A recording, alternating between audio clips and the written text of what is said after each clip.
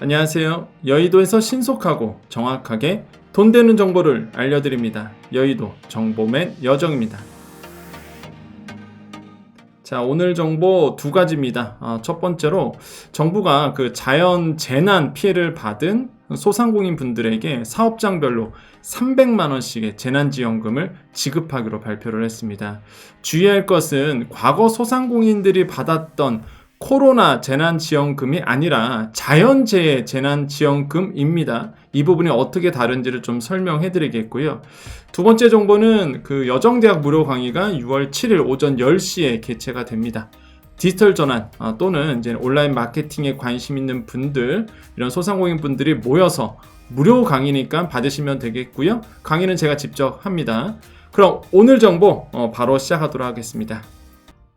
자, 오늘은 행안부 공문입니다. 자, 자연재해 피해를 입은 농어업인, 그 다음에 여기 있죠? 소상공인 등 지원 대폭 강화됐다. 그래서 6월 5일 공문이고요. 항상 팩트 있는 정보만 드리죠.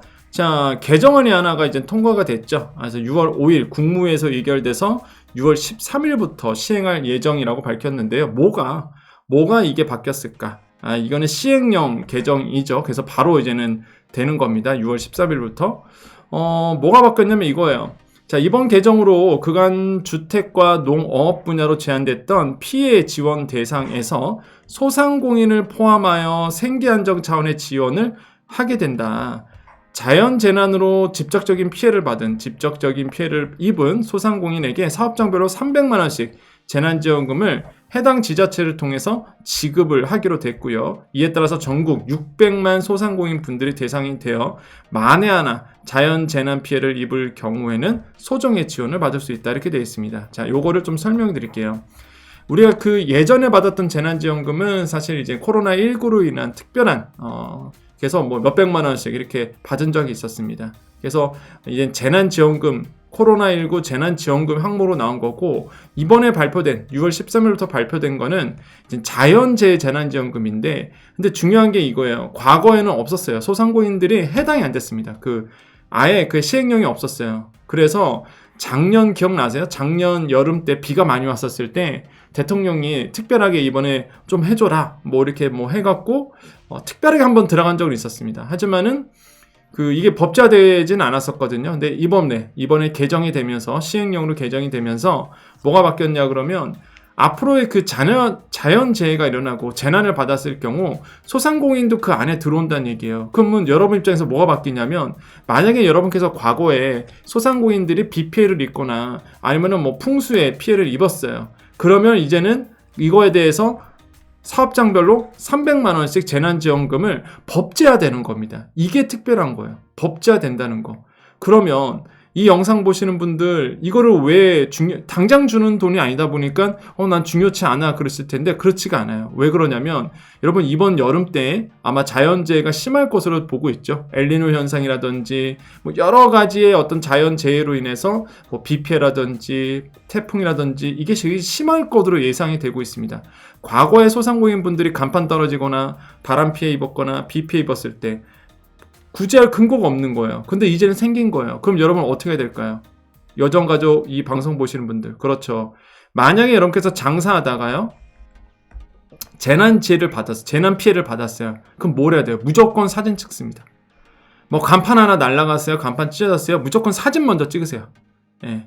이번부터 6월 13일 이후부터는 무조건 사진 먼저 찍고, 그 다음에 한 가지 팁을 드리자 그러면, 이 방송 보시는 분들, 우리 소상공인 분들, 우리 자영업자 분들, 본인의 장사하는 거 있잖아요. 거기를 전체적으로 사진 한번 찍어 놓으세요. 예, 뭐 간판이라든지 아니면 여러 가지, 뭐 돈 들어가는 거 아니잖아요. 그냥 뭐 스마트폰으로 이렇게 찰칵찰칵 몇 번 찍으면 되잖아요. 그래서 사진 찍어 놓고, 나중에 혹시 그럴 일 없어야 되겠지만, 그럴 일 없는 게 좋겠지만, 나중에 혹시 바람 피해라든지 비 피해를 입었어요. 그렇죠? 그러면은 그 피해 당했을 때의 사진을 다시 한번 찍습니다. 이게 너무 필요해요.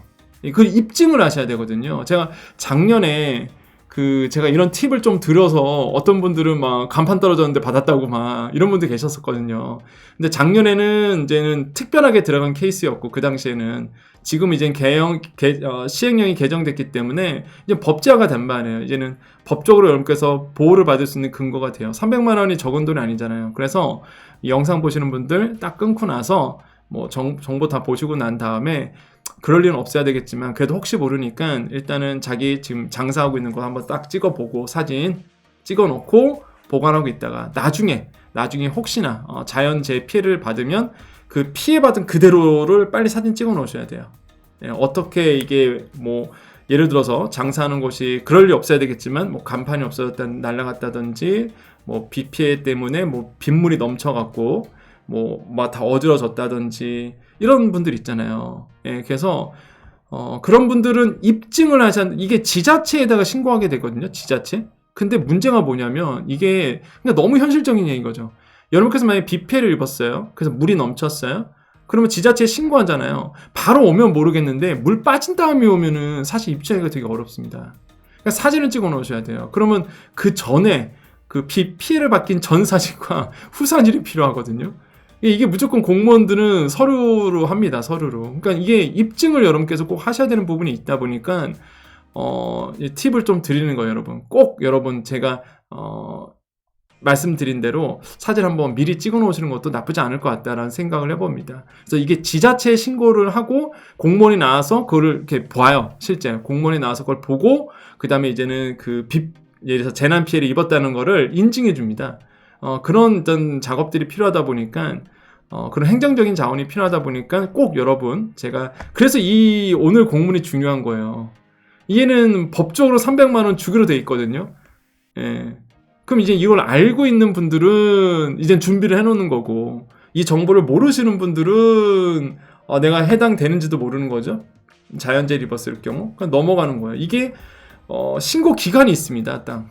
예, 그래서 신고 기간 안에 꼭 하셔야 되는 부분이 있어요. 그래서 이게 끝난 다음에 신고하면 안 됩니다. 그래서 피해를 즉시 하시는 게 굉장히 좋다는 거 말씀드리겠고요. 그래서 이제 600만 소상공인 분들이 이제는 대상이 되는 거죠. 그래서 요거 받을 수 있다는 거. 나머지는요, 사실 뭐 소상공인과 관련 없는 내용들입니다. 그래서 넘어갈게요. 뭐 주택 피해 이런 얘기를 해서 넘어가고요. 자, 그래서 뭐 이거는 농작물 피해고요. 그래서 소상공인 기준 어쩌고저쩌고 나오고 쭉 가보겠습니다. 요쪽이 새로 생긴 거죠. 소상공인 지원 기준이 기존에는 없었어요. 아예 그냥 없었다가 요번에 300만 원이라는 금액을 이제 받을 수 있게 됐다는 거죠. 이게 좀 차이점을 아시겠죠? 좀 아쉬운 거는 과거처럼 진짜 그 코로나19 재난지원금처럼 탁 몇백만 원 모든 소상공인에게 딱 줬으면 좋았을 텐데 그렇진 않고 자연재해 소상공인에게 재난지원금을 준다는 거. 그래서 이게 재난지원금이라는 표현이 있다 보니까 참 여기 있죠. 재난지원금이라는 표현이 있다 보니까 굉장히 조금 강력한 좀 이슈 키워드죠. 그래서 저도 좀 조심스럽습니다. 근데 뭐 공문에 재난지원금이라는 키워드가 있다 보니까 그냥 공문 그대로 한번 말씀드렸고요. 여러분 꼭 제가 말씀드린 거 미리 체크해 주십시오. 여러분을 위한 정보입니다. 자, 무료 강의 안내해 드리겠습니다. 소자공 카페 가시면요. 여기 지원금 정보 들어가시면 여기 링크 있죠. 예, 여기에 들어가시면요. 쭉 보시면 이렇게 소상공인 여정대학 6월 여정대학 무료 접수 안내 있죠. 여기에 가셔서 접수를 해주시면 됩니다. 여기에 가셔서 접수해 주시면 되고 6월 여정대학입니다. 소상공인을 위한 그러니까 디지털 전환이에요. 온라인 사업으로 좀 전환하고 싶으신 분들 또한 그 온라인 마케팅을 좀 배우신 분들 신청하시면 되겠고요. 당연히 무료입니다. 여러분 위해서 제가 사비 들어서 하는 거니까 여러분 꼭 오셔서 같이 교육 받으시면 되겠고 이미 아시겠지만 5월에 이렇게 했었어요. 5월에 우리 여정대학 우리 여정 가족님들이죠 다. 그래서 5월에 했었기 때문에 같이 또 약속 지켜드리고자 6월에도 이제 열게 됐습니다. 그래서 오시면 되겠고 그때 너무 많이 오셔서 제가 오늘은 딱 접수를 4일만 받는다고 말씀드렸죠. 그래서 딱 접수는 4일만 받습니다. 자, 그 다음에 이제는 도움되실 분들 받아보시면 되겠고 또 하나 이제 내일 방송 예고를 좀 해드릴게요. 내일 방송은요 내일 6월 6일입니다. 그죠? 현충일인데 방송을 하나 해야 될 것 같아요. 왜 그러냐면 이 소상공인 정책자금 가볼까요? 이 소상공인 정책자금. 네, 소상공인 정책자금. 소장훈 카페 가면 메인에 다 있죠. 소상공인 정책자금 클릭하시면 요 소상공인 정책자금 나오죠. 6월께 또 떴어요. 집적대출이. 6월 집적대출이 떴습니다. 그래서 요거 설명해 드릴게요. 여기서 보셔야 될 게 5월에도 말씀드렸지만, 그러니까 2분기에도 말씀드렸지만 또 떴어요. 이게 되게 자주 뜨죠 지금. 굉장히 자주 뜨는 거예요. 사실 이렇게 집적대출이 이렇게 자주 뜨는 게 없었거든요. 보시면은 이 성장 촉진 자금이랑 이 스마트 자금이 굉장히 인기가 많죠.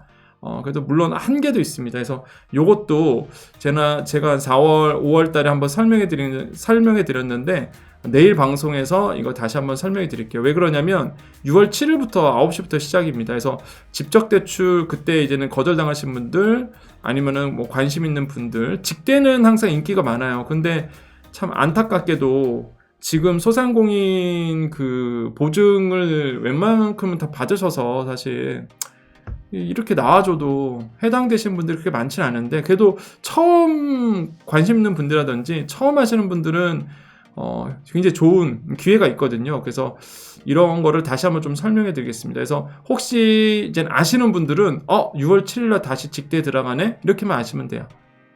굉장히 이것도 핫 정보죠. 사실 아마 모르셨을 거예요. 이게 6월 7일부터 들어가는지. 그렇기 때문에 요거 핫 정보니까 직대 준비하신 분들 6월 7일 9시에 하시고, 자세한 내용은 제가 내일 방송을 다시 한번 하면서 요거를 좀 설명해 드리도록 하겠습니다. 자, 오늘 정보 여기까지입니다. 여러분 억울 안 끕니다. 여기까지만 보십시오. 자, 우리 여정 가족님들만 남아 계시고요. 우리 여정 가족님들, 구독자 우리 님들 남아 계셔서 인사하고 마무리 짓도록 하겠습니다. 자, 오늘 하루 어떻게 보내셨나요? 여러분 정말 하루 의미 있고 아주 그 소중한 아주 소중하게 시간을 여러분께서 쓰셨을 거라고 생각을 해봅니다. 여러분 늘 좋은 일만 가득하셨으면 좋겠고요. 저도 오늘 여정답게 아침부터 김태현의 정치쇼 라디오, SBS 라디오 월요일 아침에 있잖아요. 그래서 출연하면서 이런저런 얘기를 했습니다. 근데 제가 오늘 주제가 사실 그런 얘기가 있었어요. 그 타다금지법, 그러니까 타다 요 얘기였거든. 요 이슈였는데 많은 분들이 이제는 타다금지법에 아세요? 혹시 타다금지법이 뭔지? 타다라는 플랫폼이 있었잖아요. 많은 분들이 사실 그런 얘기를 해요. 이제 타다 하면은 뭐 타다가 승소했으니까 타다에 대해서 합법이다 이런 얘기 하시는데, 그 합법 불법을 넘어서 일단은 택시업계가 그 들고 일어났던 이유가 있거든요. 왜냐하면 그러니까 아무도 그런 얘기는 안 하는 거예요. 아무도 그 택시업계의 얘기를 잘 안 합니다. 막 비판의 대상만 되고. 근데 사실 택시 하시는 분들이 장년층이 많으시고, 그 택시 하시는 분들, 개인 택시 하시는 분들은 그 생계거든요, 사실. 그리고 또 그 번호판 가격이라는 게 있어요. 여러분, 택시 그 노란색 번호판 가격이 있습니다. 그 권리금인데, 택시 기사분들한테는 그게 노후 자금입니다. 근데 이제는 다양한 플랫폼이 나오면서 그게 이게 위협을 받으니까 사실 그분들 입장에서는 그 은퇴 자금이 날아가는 것과 똑같거든요. 그러니까 개인 택시 하시는 분들한테는 생계가 또 있는 일입니다. 그래서 사실 아무도 그런 얘기를 잘 안 하는 거예요. 그래서 저는 오늘 라디오 출연해서 저는 그 얘기를 했습니다. 예.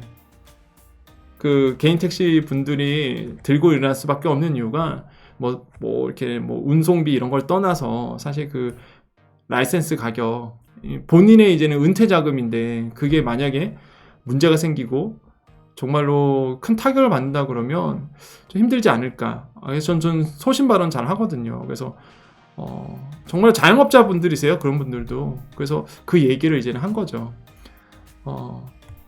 소상공인 자영업자 분들 정말로 많이 힘들잖아요, 요즘에. 그래서 항상 제가 방송에 나가서 그 여러분의 이야기, 또한 사람들은 모르고 사람들은 미처 이런 디테일까지 모르잖아요.